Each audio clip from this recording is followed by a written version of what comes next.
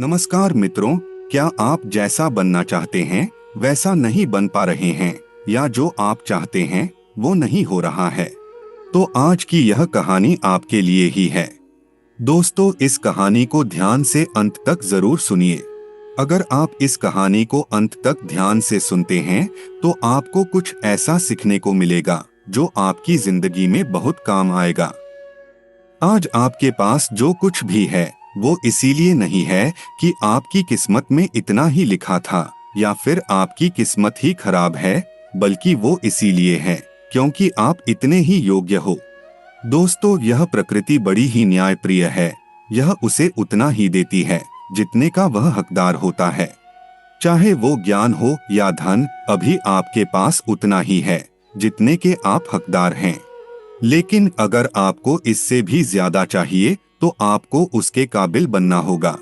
लेकिन ऐसा कौन सा गुण है जो आपको काबिल बनाता है? क्या आप उस गुण के बारे में जानना चाहते हैं? अगर आप जानना चाहते हैं तो आप गौतम बुद्ध के जीवन की इस कथा को अंत तक ध्यान से जरूर देखिए। मित्रों, इस कहानी को सिर्फ समझिएगा मत, बल्कि इसे अपने अंदर ढलने दीजिए। तो बिना समय को गवाएं, चलिए कहानी को प्रारंभ करते हैं। दोस्तों, एक बार गौतम बुद्ध को एक सभा में भाषण देना था और जब सभा का समय हुआ तब बुद्ध वहां आए और बिना कुछ बोले ही वहां से चले गए। तकरीबन 100 से भी ज्यादा लोग बुद्ध का उस सभा में इंतजार कर रहे थे और उनके के इस तरह के व्यवहार को देखकर सभी लोग बहुत हैरान हो गए, लेकिन किसी ने भी बुद्ध से कोई भी प्रश्न नहीं किया। उसके अगले दिन फिर से सभा का आयोजन हुआ और दूसरे दिन सभा में लोगों की संख्या तकरीबन घट गई। इस बार तकरीबन 80 लोग सभा में बैठे हुए थे। बुद्ध सभा में आए और इस बार भी उन्होंने वही किया, यानी बिना कुछ बोले ही वहां से चले गए। लोग दोबारा से हैरान हुए, लेकिन किसी ने भी बुद्ध से कोई प्रश्न नहीं किया। तीसरे दिन सभा का आयोजन फिर से किया गया, लेकिन इस बार सभा में लोगों की संख्या और घट गई और केवल 50 लोग ही आए हुए थे। बुद्ध सभा में फिर से आए और उन्होंने इधर उधर देखा और बिना कुछ बोले ही सभा से चले गए। इसके बाद कुछ लोग क्रोधित भी हुए क्योंकि लोग अपना काम छोड़कर आए हुए थे, लेकिन किसी ने भी बुद्ध से कोई प्रश्न नहीं किया।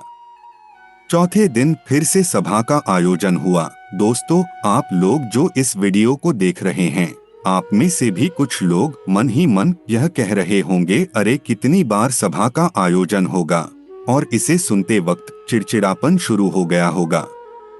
और जिन जिन लोगों को भी अभी चिड़चिड़ापन होनी शुरू हो गई है, उन लोगों को तो यह कहानी बड़े ध्यान से सुनकर समझनी चाहिए, क्योंकि यह कहानी आपके लिए ही है।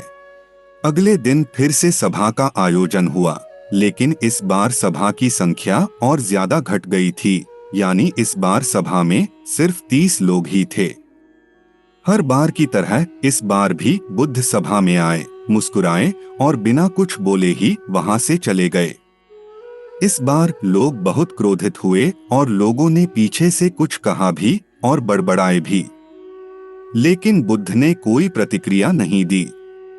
दोस्तों, अब छठे दिन फिर से सभा का आयोजन हुआ और इस बार लोगों की संख्या बहुत ज्यादा घट गई थी, यानी इस बार कुल मिलाकर 15 लोग ही आए हुए थे। लेकिन इस बार बुद्ध अपना आसन ग्रहण करते हैं और उन 15 लोगों को उपदेश देते हैं। वे 15 लोग बुद्ध के भिक्षु बन गए और आगे चलकर उन 15 लोगों ने ही बुद्ध के ज्ञान को अलग अलग दिशाओं में फैला दिया। काफी समय बीत गया और एक दिन बुद्ध से किसी ने पूछा, आप कई दिनों तक बिना बोले ही सभा से क्यों चले जाते थे? फिर बुद्ध कहते हैं, मैं उन लोगों को खोज रहा था जो लायक थे। पहले दिन 100 से भी अधिक लोग आए थे, उसमें से ज्यादातर लोग बस ऐसे ही आए थे। उन्हें मेरे उपदेश से कोई मतलब नहीं था और उसमें से ज्यादातर लोग सिर्फ देखने और सुनने आए थे कि सभा में क्या होता है। वे मेरे काम के लोग नहीं थे, क्योंकि वे लोग मेरे ज्ञान को औरों तक नहीं पहुंचा सकते थे। मुझे उन लोगों की खोज थी जो मेरे ज्ञान को आम लोगों तक पहुंचा सके।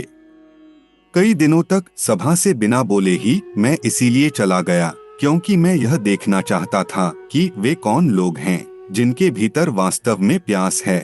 जिन लोगों में वास्तव में प्यास थी वे लोग अंत तक जरूर रुके, और जो लोग बस ऐसे ही आए थे वे लोग पहले या दूसरे दिन ही चले गए।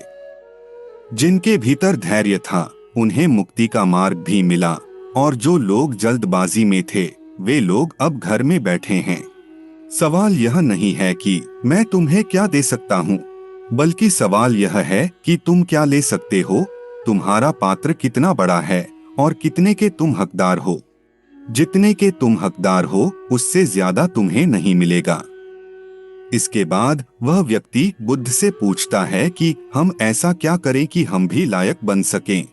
फिर बुद्ध कहते हैं, धैर्य के द्वारा जिस व्यक्ति के अंदर धैर्य है वह अपने जीवन में कुछ भी पा सकता है। सभा में जितने भी लोग आए हुए थे उसमें से अंत तक वही रुके जिनके अंदर धैर्य था। चाहे तुम्हारे जीवन में तुम्हारा लक्ष्य जो कुछ भी हो, लेकिन तुम बिना धैर्य के सफलता के चरम तक नहीं पहुंच सकते। वह व्यक्ति अब गौतम बुद्ध से पूछता है कि कोई व्यक्ति अपने भीतर के धैर्य को कैसे बढ़ाए। बुद्ध जवाब देते हैं कि निरंतर अभ्यास के द्वारा हम अपने भीतर के धैर्य को बढ़ा सकते हैं। जैसे कोई व्यक्ति जब ध्यान करना शुरू कर देता है तो उसका मन उसके सामने कई सारे प्रतिबंध लाता है, लेकिन उसका धैर्य उसे एक दिन उसके लक्ष्य तक जरूर पहुंचा देता है। अब वह व्यक्ति बुद्ध से कहता है कि मैं समझ गया बुद्ध, मुझे धैर्य के साथ निरंतर अभ्यास करने की आवश्यकता है।